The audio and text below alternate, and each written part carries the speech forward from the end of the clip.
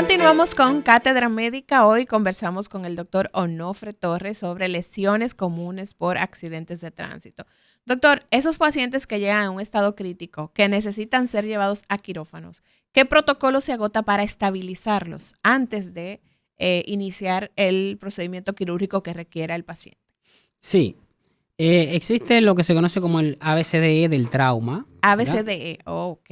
Sí, donde está son siglas en inglés, ¿verdad? Mantener una vía aérea permeable, inmovilizar fracturas, controlar la hemorragia, ¿verdad? La exposición del paciente para que no haya lesiones desapercibidas.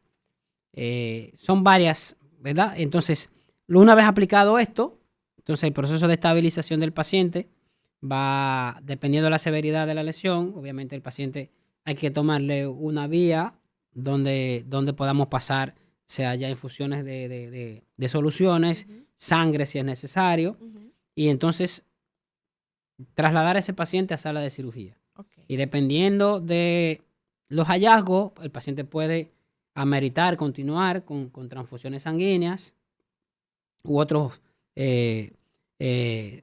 sustancias que se utilizan, ¿verdad? Para lo que es mantener el volumen circulatorio y garantizar la vida del paciente. Pero básicamente lo primero que debemos es garantizar es que el paciente respire, ¿verdad?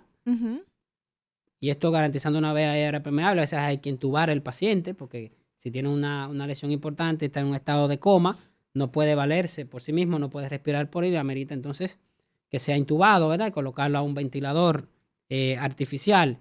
Y eso es garantizar la vía aérea. Otro es, si hay una hemorragia, tratar de controlar la hemorragia para que la sangre que le estamos colocando por aquí no la pierda por donde tiene, claro, ¿verdad? La lesión. Entonces, esto es la parte de primero lo que es estabilizar al paciente y luego entonces se traslada a la sala de urgencia, al quirófano, para realizar entonces la intervención que amerite. Doctor, de estas lesiones que se presentan, usted hablaba de lesiones a nivel craneal, a nivel del encéfalo también, sí. Otro tipo de fracturas, hemorragias.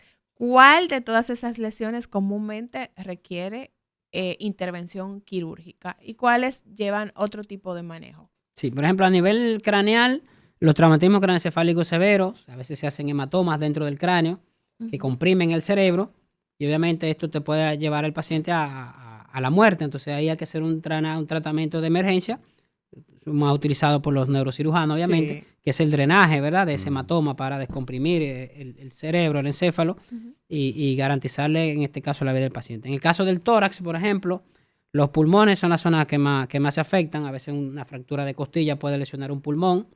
Esas lesiones, si no son muy severas, simplemente se le coloca un drenaje al paciente, que se coloca a un sistema que llamamos un sello de agua, y eso va a garantizar que cuando el paciente respire, pues pueda expandir de manera normal. En el caso del abdomen, por ejemplo, que es un área que es muy susceptible porque no tenemos huesos que nos protejan, a diferencia del tórax, órganos que son sumamente susceptibles, como por ejemplo el hígado, el vaso, son los órganos que más frecuentemente se lesionan en un traumatismo y que sangran muchísimo y te producen una hemorragia interna. Puede haber lesiones de intestino también, pero las más comunes son de los órganos macizos, hígado, vaso. A veces también es un impacto que viene, por ejemplo, por la parte posterior. Los riñones pueden ver afectados también, hablando de vísceras macizas, ¿verdad? Que son los órganos que más comúnmente se afectan en estos tipos de traumatismos. Sobre todo los traumatismos cerrados, ¿verdad? Los golpes directos. Entonces, doctor Onofre, en el tema de la atención al trauma, tenemos infraestructura en el traumatológico de La Vega, aquí la carretera Duarte, la autopista Duarte, el histórico Darío Contreras, tenemos el Neira Lora, en el sur, más hacia el este, tenemos algunas otras infraestructuras que dan especializadas en trauma. ¿O todavía? Hay hospitales de tercer nivel, entonces los cirujanos tenemos la formación. Aunque hay especialidades ya específicas para trauma, pero todos los cirujanos tenemos una formación en trauma. Obviamente, los que laboramos en hospitales de trauma, pues obviamente desarrollan un poquito más de destreza porque es el día a día. Pero todo cirujano que se forme tiene la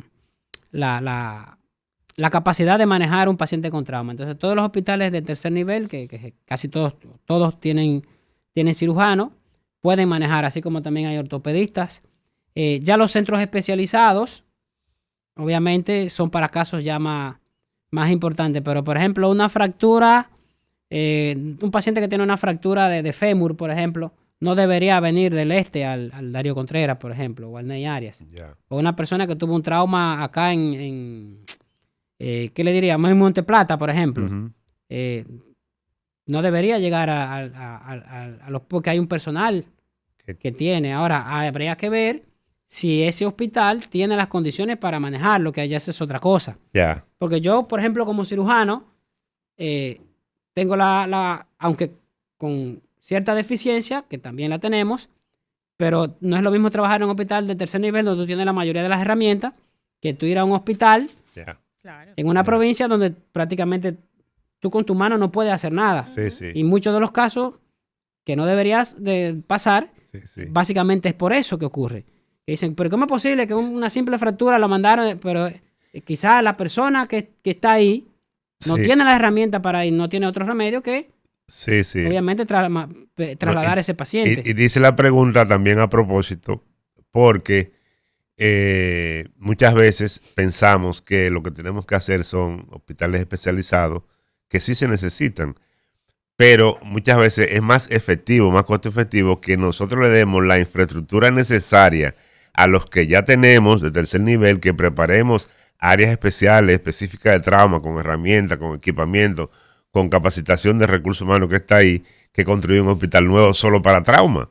Al final sale más costo efectivo que tengamos toda la infraestructura, digamos, a nivel nacional, y que luego, si se necesita alguna especialización más, entonces se trasladen con las condiciones allá a los hospitales que tenemos especializados. Eso sería un poco más racional que estar construyendo hospitales de trauma en cada punto del país. Pero si nos vamos a eso también y nos vamos un poquito más a una vista más globalizada, las grandes ciudades no tienen tantos hospitales de trauma. Justamente. Si nosotros no debemos crear hospitales de trauma. Al contrario, evitar que ocurra el trauma. Claro. La prevención. Es la prevención. Entonces, tú vas a las grandes ciudades del mundo y puede haber hospitales de trauma, pero no son centros específicamente para trauma. Yo tuve la oportunidad de salir a hacer un entrenamiento fuera, ¿verdad? Donde hice mi especialidad, y no había hospital de trauma.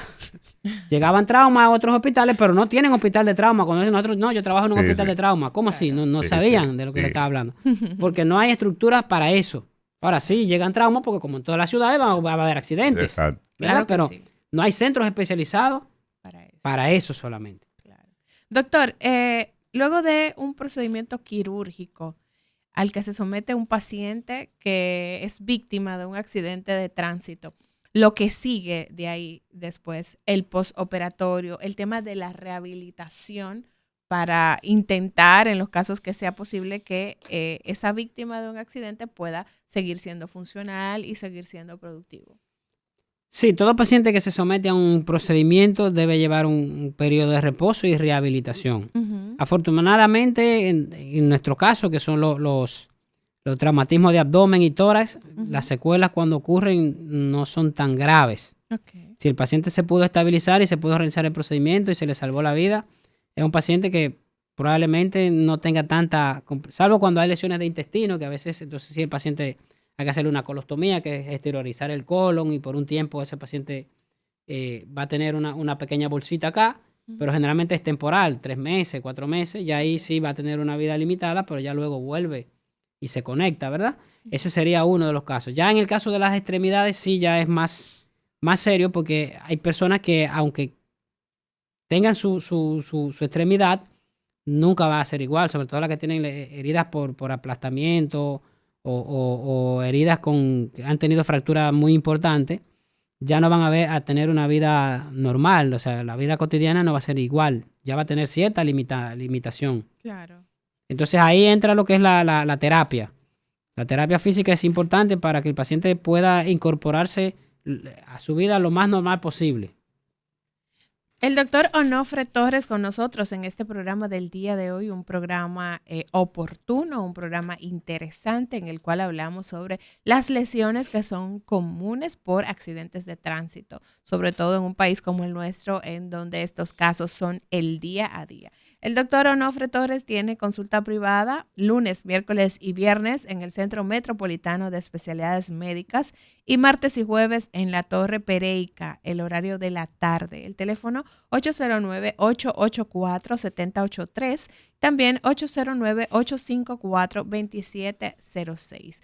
Doctor, usted hablaba de la importancia de trabajar en la prevención en este tema de accidentes de tránsito. Nosotros regularmente somos reactivos ante la realidad que estamos viviendo, que si se incrementa el presupuesto para poder garantizar atención a las víctimas de accidentes, o sea, es como que estamos poniendo en bandeja todo lo que tiene que ver con trabajar las consecuencias y no en trabajar en la prevención de estos casos. En este sentido, nos gustaría conocer su opinión con relación a estrategias urgentes que son necesarias para nosotros poder hacer frente a esta realidad. Desde que nosotros iniciamos la carrera de la medicina, lo primero que nos enseñaron fue es la medicina preventiva. Claro. Y hay un argot popular, un adagio, es mejor prevenir que lamentar. O sea, todo va enfocado en lo que es la prevención.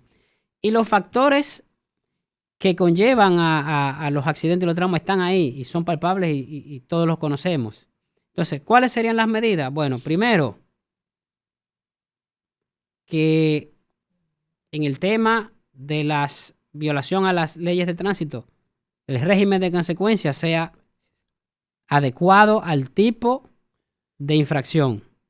O sea, si tú te desplazas a un vehículo a 160 kilómetros por hora y tú tienes un impacto, no solamente eres tú la persona que va a tener el daño, tú vas a producir un daño a otro que quizás no tenía ese inconveniente. En la medida que tú te saltas un semáforo porque se te hizo tarde, tú estás exponiendo tu vida y la de otra persona que no tiene nada que ver. Exacto. Entonces, que las reglas que están ahí, que las leyes que están ahí sean aplicadas. Y eso es la prevención. Herramientas, por ejemplo, no tiene que haber un agente en cada semáforo.